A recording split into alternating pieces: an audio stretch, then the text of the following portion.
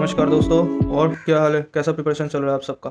तो SSC steno examination 2020 hall में जाके और हॉल में जाने से पहले कुछ जो आपको फॉलो करना चाहिए, या मेरे हिसाब से या जो मैंने फॉलो किया था, तो उसका कुछ मैं टिप्स आपको बताने वाला हूँ। तो आप एक बार देख लो। अगर कुछ आपको टिप्स अच्छा लगे तो आप उसको फॉलो कर सकते हो। ठीक है। तो सबसे पहले तो एग्ज़ामिनेशन से एक दिन पहले तक बहुत ताबड़तोड़ मेहनत कीजिए और अच्छे से प्रेशर लेके एकदम पढ़ाई कीजिए, जितना हो सके उतना रिवाइज दीजिए। और बस एग्ज़ामिनेशन जिस दिन है उससे पहले दिन आप थोड़ा जो है एक दो दिन से थोड़ा एग्ज़ामिनेशन से पहले एक दो दिन से थोड़ा हल्का कर दीजिए पढ़ाई को। हल्का मतलब ऐसा नहीं कि पढ़ाई छोड़ के आप दूसरे काम में लग जाओ या बिज़ी हो जाओ, या कोई किसी की शादी में चले जाओ या फंक्शन अटेंड कर लो, ऐसा नहीं है। हल्का पढ़ाई मतलब आप जो प्रेशर उससे पहले ले रहे थे उस प्रेशर को थोड़ा घटाने का ज़रूरत है। क्योंकि एग्ज़ाम हॉल में जब आप जाओगे ना, आपका दिमाग जो है बहुत ज़्यादा कूल होना चाहिए, और उसमें प्रेशर स्ट्रेस ये सब बहुत कम होना चाहिए, तभी जाके आपका दिमाग वहाँ उस हिसाब से चल पाएगा। क्योंकि आप ऑनलाइन जब टेस्ट देने बैठते हो उस टाइम में आपका कंसंट्रेशन सिर्फ और सिर्फ आपके स्क्रीन में जो क्वेश्चन आ रहा है उस पर होना चाहिए, ना कि दूसरे चीज़ में कि ये अगर ख़राब हो जाए तो क्या होगा, इस या दूसरा कोई चीज़ में, उसमें आपको कंसंट्रेट नहीं करना चाहिए। तो ओनली आप क्वेश्चन में फोकस करोगे। और जो रीजनिंग वगैरह का होता है कि बहुत सारा ट्रिक्स होता है, तो वो अगर आप दिमाग हल्का रखोगे, ठंडा रखोगे, तभी वो दिमाग में आएगा। ज़्यादा वर्कड अप हो जाओगे आप तो वो नहीं आना चाहता है। ऐसा प्रॉब्लम मैंने फेस किया है, इसीलिए मैं बोल रहा हूँ। तो आपको जो है एग्ज़ाम से एक दो दिन पहले से आप थोड़ा पढ़ाई का जो प्रेशर है उसको थोड़ा कम कर दीजिए, थोड़ा नॉर्मल मॉडरेट तरीके से पढ़ाई कीजिए। और हल्का फुल्का अपना शेड्यूल जो है हल्का रखिए, लाइट रखिए। और एग्ज़ाम के दिन जो है आपको नहीं पढ़ना है ऑब्वियसली। बहुत लोग हॉल के बाहर भी पढ़ते हैं, ये मैं बिल्कुल भी रिकमेंड नहीं करता हूँ। आपको एग्ज़ाम के दिन मैं बोलूँगा कि आप पढ़ाई मत करो। और दूसरा भी ऐसा कोई काम मत करो जिसमें आप टू मच इन्वॉल्व हो जाओगे। ज़्यादा इन्वॉल्वमेंट किसी भी चीज़ में मत करो एग्ज़ाम एग्ज़ाम के दिन। अगर आपको दोपहर का बैच है या सुबह का है या आफ्टरनून वाला बैच है, मुझे नहीं पता, जो भी बैच है उससे पहले आपको जो करना है वो है पढ़ाई नहीं करनी है। ठीक है। और बाकी जो काम करना है उसमें ज़्यादा किसी से झगड़ा करना, किसी से उलझ जाना, या कोई भी चीज़ में टू मच इन्वॉल्व हो जाना, ये सब नहीं करना है। और आपको जो है बहुत ज़्यादा अटैचमेंट को अवॉइड करना है। नो स्ट्रिंग्स अटैच्ड ऐसा आपको मोड में रख रहना है, और एकदम लाइट मोड में रहना है।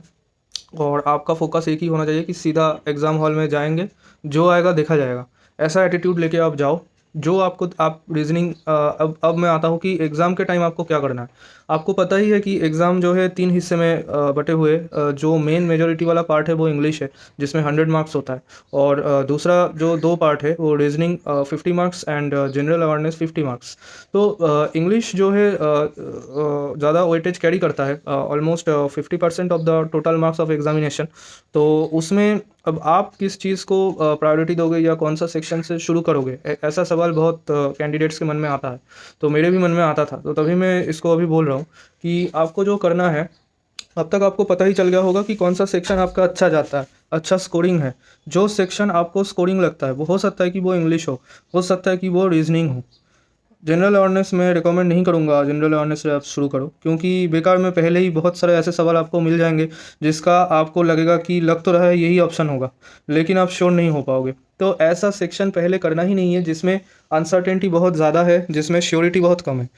ऐसे टॉपिक से शुरू करना है जिसमें आप बिल्कुल सर्टेन होके कुछ चीज़ें आप बोल सको या बता सको। प्रेडिक्ट नहीं करना है, श्योरली आंसर देना है। उस टाइप के टॉपिक से आप शुरू करो। जैसे इंग्लिश हो गया, जैसे रीजनिंग हो गया। रीजनिंग में अगर कोई सवाल आपसे बन रहा है तो वो बन रहा है, तो वो आप उसको निकाल दोगे आंसर उसका, और सही ऑप्शन में क्लिक करके आगे बढ़ जाओगे। लेकिन जनरल अवेयरनेस में ऐसा नहीं है। तो आप मैं बताऊं कि अगर इंग्लिश आपका अच्छा है, ठीक ठाक मार्क्स आ जाता है, तो इंग्लिश से आप शुरू करो। अगर रीजनिंग में आपका एक्यूरेसी काफ़ी अच्छा है तो आप रीजनिंग से स्टार्ट करो। जिससे जो टॉपिक से आप स्टार्ट करोगे उसमें जब आप सवाल बनाने जाओगे, ऐसा मत करना कि कोई सवाल में आप अटक गए। ये जो जब मैं आईबीपीएस एसबीआई एग्ज़ाम्स देता था तो उस टाइम में ये प्रॉब्लम बहुत ज़्यादा होता था। अब बैंक की एग्ज़ाम में एक चीज़ क्या है, चाहे आप एसबीआई के लिए बैठो, आईबीपीएस के लिए बैठो या आरआरबी के लिए बैठो, उसमें क्या होता है, रीजनल रूरल बैंक, रेलवे वाला नहीं बता रहा हूँ मैं, बैंक का बता रहा हूँ। तो उसमें टाइम का कंस्ट्रेंट बहुत ज़्यादा होता है। तो जो बहुत टाइट शेड्यूल्ड तरीके से एग्ज़ाम देना होता है और उसमें हर एक सवाल का जो है टाइम पूरा लिमिटेड होता है। एक एक सवाल में 1-2 मिनट बस, उसी में सॉल्व करना है, या तो सॉल्व होगा या तो नहीं होगा। तो कभी-कभी ऐसा सवाल आ जाता था जिसके बारे में हम सोचने लगते थे, पज़ल आ गया, उसके बारे में सोच रहे हैं, सॉल्व कर रहे हैं, थोड़ा टाइम लग गया, 3-4 मिनट उसमें चला गया। तो इस वजह से मेरा और ऐसा 3-4 क्वेश्चन छूट जाता जो मैं बहुत आसानी से कर सकता था।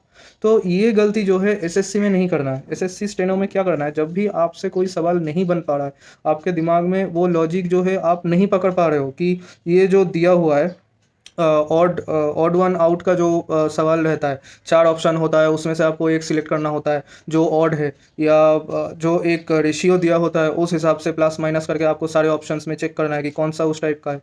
तो ऐसे सवाल अक्सर क्या होता है कि दिमाग में क्लिक कर गया तो क्लिक कर गया, अब नहीं आ रहा है तो उसको आप सोचने बैठ जाओगे, आप कैलकुलेशन करने लगोगे रफ शीट में।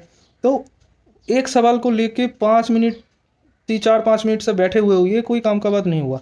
आपका पहला टारगेट जो है फ़ोकस रहना चाहिए कि 200 में से जितना हो सके सवाल मुझे पहले कंप्लीट करना है, देख लेना है। कंप्लीट करना मतलब देखना और सॉल्व करना, वो करना है। जितना ज़्यादा हो सके 200 में से आप कर लो पहले। ठीक है, कोई सवाल में आपको लगता है कि नहीं बन पा रहा है तो आप उसको स्किप करो, स्किप करके आगे निकल जाओ। उसको आप छोड़ दो, तभी उसमें आप दिमाग ख़राब करोगे, माथापच्ची करोगे तो बाद में जो सवाल आएँगे ना, उसके साथ आप नाइंसाफ़ी कर रहे हो। आप खुद के साथ नाइंसाफ़ी कर रहे हो। आपका टाइमिंग जो है बहुत ख़राब हो जाएगा अगर आप बीच में कोई सवाल में अटक जाते हो, फँस जाते हो। तो फँसना नहीं है, देखना है सवाल को एक नज़र से, लग रहा है कि शायद हो जाएगा, 1-2 लॉजिक आप लगा के देख लो, ट्रिक्स लगा के यूज़ करके देख लो, अगर सॉल्व हो जाता है अच्छा है, well and good. Option click करो, निकल जाओ। अगर नहीं हो रहा है तो तुरंत नेक्स्ट दबा के आप नेक्स्ट में चले जाओ। आपको जो है बैक टू बैक आपका 2-3 क्वेश्चन ऐसे नहीं बना, ऐसा बहुत बार होता है। मैं सारा आपको रियल टाइम एग्जामिनेशन सिचुएशन में बोल रहा हूँ। बहुत लोग जो है फर्स्ट टाइम बैठ रहे हैं एग्ज़ाम में, तो तभी मैं बोल रहा हूँ कि ऐसा बहुत बार होता है कि आप फर्स्ट क्वेश्चन आपसे नहीं हुआ, उसके बाद का क्वेश्चन भी नहीं हुआ, उसके बाद भी नहीं हुआ, ऐसा 3-4 को सवाल जो है आपका फँस गया। तो उसमें क्या होता है ना, सेल्फ कॉन्फिडेंस बहुत लो हो जाता है, पूरा बर्बाद हो जाता है, कैंडिडेट का सेल्फ कॉन्फिडेंस पूरा ख़राब हो जाता है। तो उस टाइम में आपको जो है खुद को बूस्ट अप करना है, खुद को मोटिवेट करना है। कैसे करना है? आपको खुद को आप थोड़ा जो है और एक सवाल आप देखो, आपको हमेशा पता होना चाहिए कि शाम के बाद ही सवेरा आता है। तो फिर से नेक्स्ट दबाओ आप, फिर से सवाल कोशिश करो। वो छोड़ दो, जो 3-4 गया, गया। आप अगर पूरा 50, एक सेक्शन में 50 क्वेश्चन है ना रीज़निंग का, आप अगर पूरा सेक्शन देखते तो वैसे ही इधर-उधर से आपका 4-5 सवाल या 10 सवाल तो फँस ही जाते, अटक ही जाता है, अगर आप बहुत ज़्यादा एक्सपर्ट नहीं हो तो। तो 8-9 सवाल तो ऐसे ही रुक जाता है। तो क्या क्यों इससे सोचना नहीं है कि 2-3 सवाल एकदम बैक टू बैक आपका फँस गया। तो ये सब का स्ट्रेस नहीं लेना है। एग्ज़ाम हॉल में कुछ भी हो सकता है। 3 सवाल क्यों, 5 सवाल भी बिल्कुल आपका फँस सकता है। 1, 2, 3, 4 पहला 5 सवाल ही आपका फँस गया, हो सकता है। अब ये सब मत सोचो कि स्टार्टिंग खराब हुआ या ये खराब हुआ, ऐसा क्यों हुआ, ये तो बहुत अपशकुन है।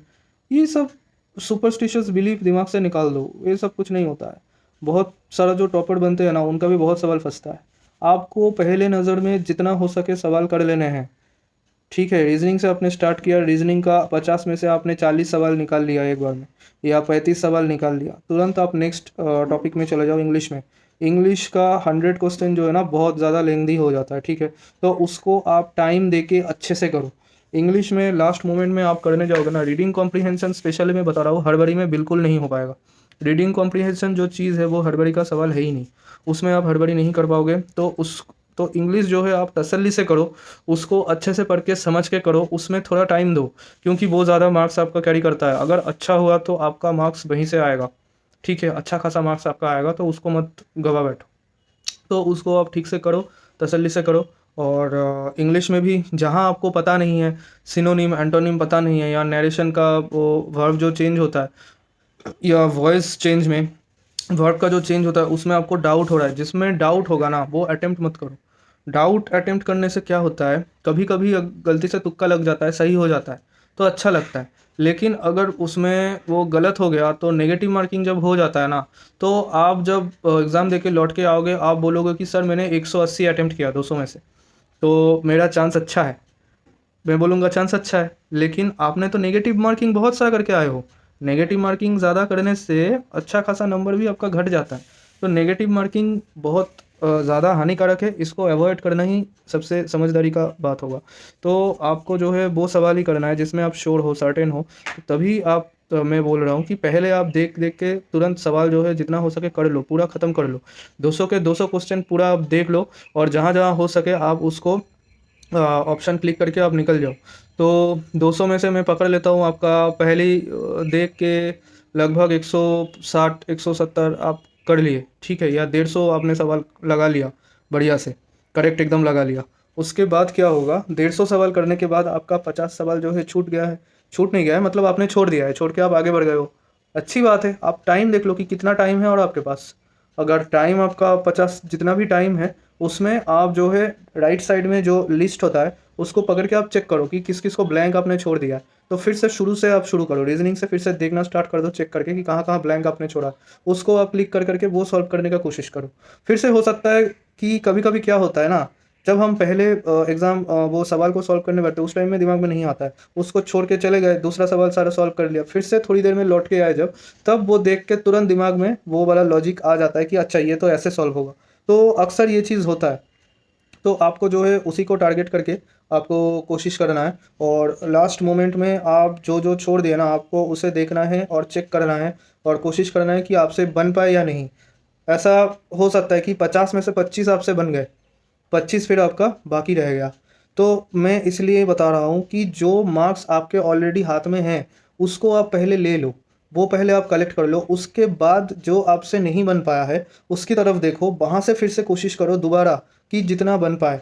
आप जितना बना पाओगे उतना ही आपके लिए प्रॉफिटेबल होगा। तो ये सिस्टम है, ऐसे आपको एग्ज़ाम देना है।